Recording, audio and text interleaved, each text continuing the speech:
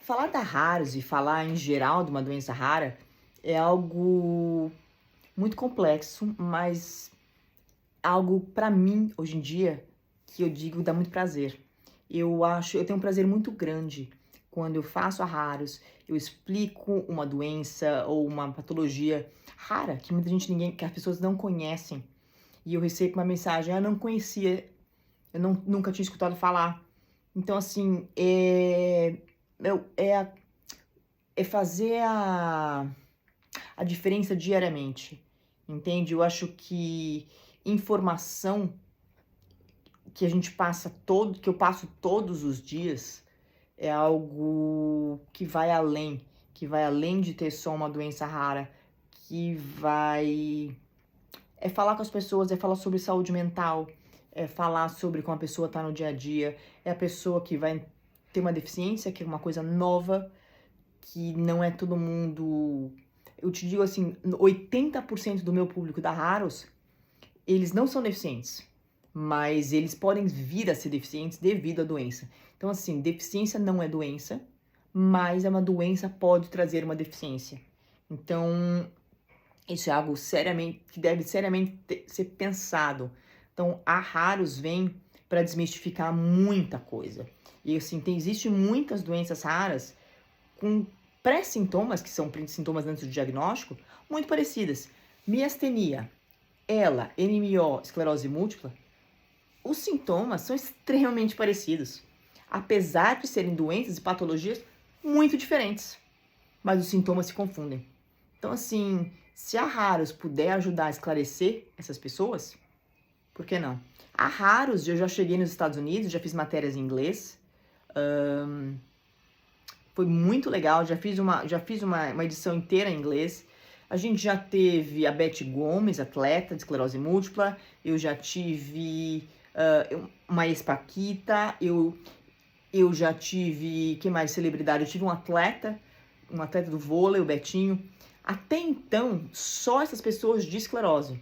Mas eu estou aberta para as outras doenças. Eu acho que assim, primeiramente, eu estou trabalhando com as doenças primas irmãs da esclerose. Então, que é doenças motoras, né? Então seria a ELA, que é uma doença neurológica, tem algumas coisas muito parecidas, a neuromielite, a miastenia é a próxima doença que a gente vai começar a tratar. Já lidamos com AMI, atrofia muscular, e tem espaço para todo mundo ainda. Eu acho que a gente tem só que agregar. Entende? O caminho da Raros é agregar. Mas eu acho que hoje em dia a gente tem assunto para mães, para pais, para namorados, para filhos. E a Raros vem para agregar todo mundo. Agregar o público jovem, agregar o público mais velho, agregar as mães, agregar os parentes, os pais. O que eu digo sempre é, quando você lê a Raros, passa ela para outras pessoas. Passa ela para seus amigos, passa para o seu cabeleireiro, passa ela para o seu personal, passa ela para sua colega de escola. Porque às vezes as pessoas não sabem o que você tem. E parece muito mais difícil de entender. Agora, quando ela lê uma outra pessoa e como a vida dela está acontecendo, como as coisas podem acontecer, eu acho que não existe nada como isso. Não existe nada como ver outras pessoas vivendo o que você está vivendo. Eu acho que isso vai além de empatia. Eu acho que a função é muito maior que isso. Muito, muito maior que isso. Então, assim, eu acho que a Raros, fevereiro agora a gente faz 2 anos. A gente já passou por, digo eu, né? Passei por muitas mudanças. A revista primeiro, ela era feita e mandada em e-mail manualmente, um por um. Obviamente, a hora que passaram de 2.000 pessoas, começou a ficar meio inviável isso. Ela virou um site hoje em dia, revistararosdigital.com.br. Se você for no YouTube procurar pro Revista Raros, você vai tá no nosso podcast e no Spotify. Eu acho que o Spotify é a criação nova que pra mim, assim, é muito querida. Ela foi muito bem recebida. Eu lembro que o pessoal de NMO, que tem baixa visão, eu acho que a alegria deles de poder ter acesso a Raros foi algo que me emocionou demais. E assim, é uma ida sem volta. Não tem como você não fazer mais a edição da Haros no Spotify.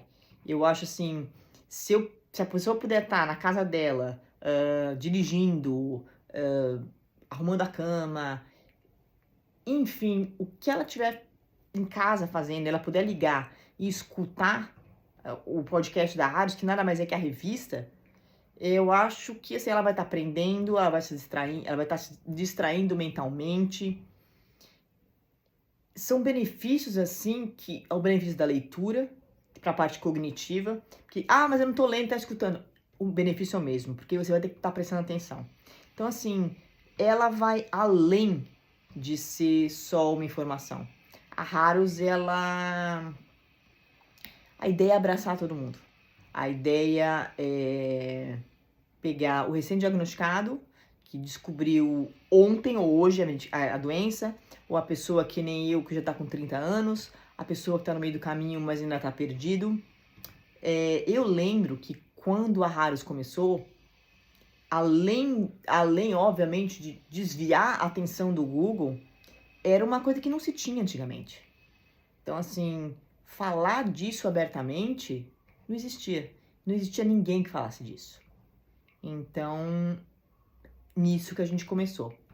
Eu tive ajuda, hoje em dia eu faço a Haros sozinha, eu tenho 2 embaixadores, eu tenho 2 pessoas que me ajudam na parte de divulgação, que eu tenho uma embaixadora de esclerose múltipla, que é a Fernanda Risseto, mineira, e tenho o Thiago, que ele tem ela. Então eu tenho 2 embaixadores, um embaixador de ela e um embaixador de esclerose múltipla. E eu tô aberta, obviamente, para ter de outras doenças, sabe? Porque acho que a Haros tem que ir mais longe. Por que não? Entende? Eu acho que tem tanta coisa que dá para ser feita ainda que é muito difícil falar para aonde a Haros vai, entende? Onde que eu queria que a Haros fosse? Aonde eu queria que a Haros fosse, eu queria que chegasse um ponto que quando uma pessoa tivesse uma doença rara, eu vou dar uma olhada na Haros. Um primo meu teve um diagnóstico de ela, eu vou dar uma olhada na Haros. Tem uma revista que fala sobre isso, que mostra sobre isso, entende? Eu acho que isso de colocar as pessoas falando da vida delas e mostrando que a vida continua, faz muita diferença. E eu com 18 anos, se eu tivesse visto isso, muita coisa seria diferente. Muita. Então, assim, aquela pessoa que foi diagnosticada com 18, 19 anos, se ela vê o influenciador falando que a vida acabou, ela vai acreditar. Agora, se ela lê uma revista como a Haros, que vê a pessoa que já está há mais tempo e que a vida está continuando e que ela criou um propósito, eu acho que eu posso estar ajudando muito mais. Então, assim, se eu consigo ter esse propósito, eu acredito que muita gente tem propósitos muito bacanas e que não vão para frente porque ficam com, mas eu tenho uma doença rara, mas eu tenho um diagnóstico. Gente, o diagnóstico é uma vírgula. A gente continua, mas a vida não é normal.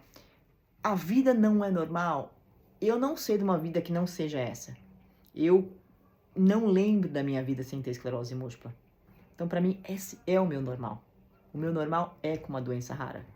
Então, assim, se eu pudesse acalmar a vida de quem tem o que eu tenho, era só isso que eu queria. É um prazer muito grande eu tá podendo divulgar a Haros, eu tá podendo falar da Haros, tá podendo mostrar um pouco mais do que a Haros faz.